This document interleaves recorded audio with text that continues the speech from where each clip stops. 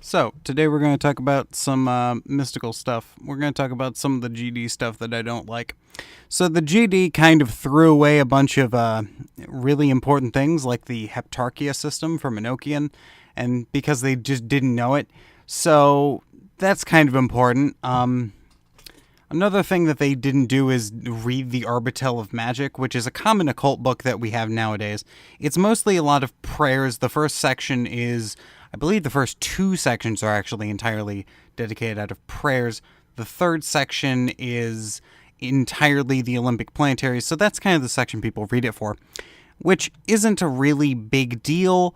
The only problem is that it's kind of a matter of, if you're going to do the system, you need to understand where they were coming from. That being said, it's not the best system anyways, so if I was going to recommend it to people, which occasionally I do, I would say definitely if you're going to do it, make sure that you do the important homework of, if you see something that's not a Golden Dawn original ritual, make sure you go through, find out where it's from, make sure you understand what's going on, and yeah. The biggest problem is really Enochian. Really, Enochian is kind of the biggest offender of this. So, going through the rituals real quick, you have the LBRP, which is the most common ritual in basically Western occultism at the moment, which it's a very common ritual, and it's very much a matter of, oh yeah, the LBRP is so common that we just kind of stick it in everything. We don't really, like, you can use the LBRP for basic banishing, basic circle casting. If you switch the pentagrams around, you get basic invoking, basic invocations of the elements. It's everything. It's really a Swiss Army knife of a ritual, which isn't a bad thing. That being said, you need to understand that it is not meant to be used all the time. There's a wonderful field theory, a magical field theory, that I subscribe to, mostly because I've tested it. That's an important thing too. Make sure you test your Golden Dawn stuff before you actually use it for big important things. Those are important. Second thing that we all need to know is that so the second ritual that people are going to be eminently familiar with is the Middle Pillar ritual, which the most common version is very much you go down from sphere to sphere, so going from Kether to Da'ath, you subbing the god name of Da'ath for the god name of Baina, so the planetary correspondences would be Prima Mobile, which is the prima materia, I believe, actually, which is the most original holy source. Then going down, you go to Saturn, then you go to Sun, then you go to Moon, then you go to Terra.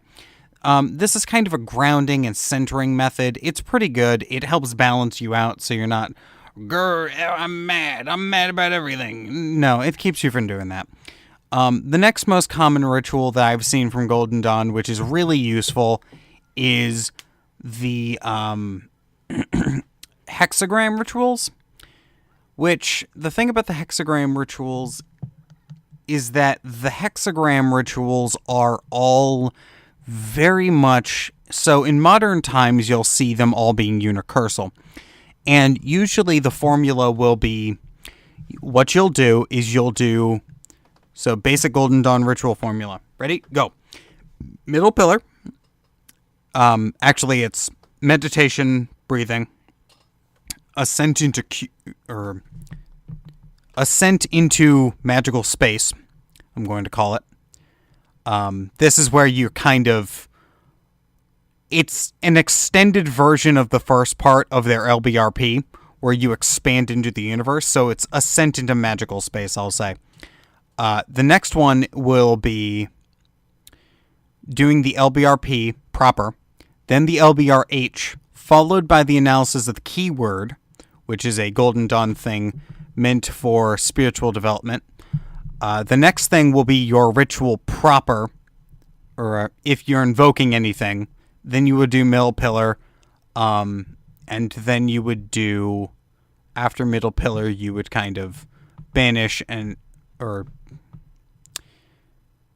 after middle pillar, you would go and you would do any meditations and you would do any, your operation proper at that point. And then you would banish the spirits and then you would go about your day and you would close everything down at the end. That's a pretty basic ritual pattern. This is a pretty basic, simple daily ritual practice. It's not a very bad ritual practice. It's a quite common ritual practice because of how effective it is. That being said, that's not the part people have problems with the Golden Dawn usually. The parts they have problem with the Golden Dawn are usually when you get to Enochian. So the Enochian magic, they didn't have all the books, and they didn't have all of the Enochian stuff. So the problem with that is, if you don't have all the Enochian stuff, what ends up happening is you can end up playing syncretization games, which is what the Golden Dawn did. Which isn't a problem most of the time, but what ends up happening is instead of Enochian magic, it's Enochian-powered Golden Dawn magic. Which is, honestly, I would say Enochian isn't elemental by nature. From my experience with the system, it's not elemental by nature. You have a better shot at saying it's planetary by nature, but even then, it's still really weird. It's not planetary as much, but there is some planetary work in there. So it's, if you squint a lot and zoom out several hundred feet, then you could make the claim that it's planetary. But it's not. Enochian magic is not planetary. We all know it's not planetary. That's not what Enochian magic is. It's just not. So moving on, we have the reason it's a problem. So Enochian magic, from all of the claims I've seen, if you do it Golden Dawn style, you have a large possibility of going insane. And you can go crazy and mad with power. Because Enochians, in everything I've seen, have a large propensity to do this. You are the chosen one. You are the one who will save the world from the end times. And if you're not grounded enough, you will think, I'm the chosen one. I need to save the world. But the problem is, you're not the chosen one. It's a metaphor. But the problem is, if you don't go through the Heptarchia system, it's kind of like going from... It's the Heptarchia system.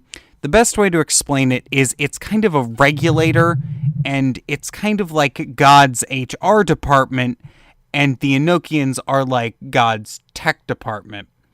So the Enochians are those creepy guys who work in the dungeon in the basement of the server room and never leave the server room, and they keep doing their server stuff all day, and then when you actually need to talk to them, they're speaking another language, and you think it means one thing when it actually means something completely different.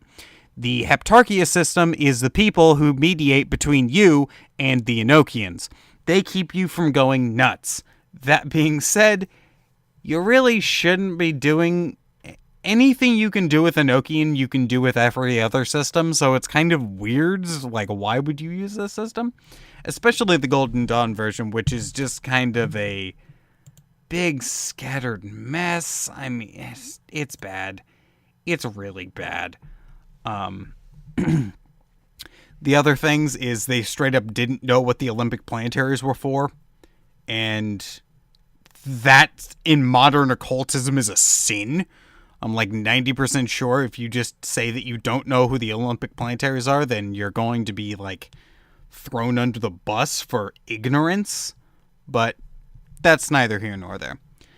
So yeah, I thought I would just rant about this today. Hope you enjoyed. If you did enjoy, please leave a like and comment on what you did enjoy in this video. If you didn't enjoy, please leave a comment as to what you didn't enjoy in this video. If you really enjoyed this video, please leave a subscribe. So hit that subscribe button if you really enjoyed. And if you would like to share this with your friends, I encourage it. Please do. All right. Take care.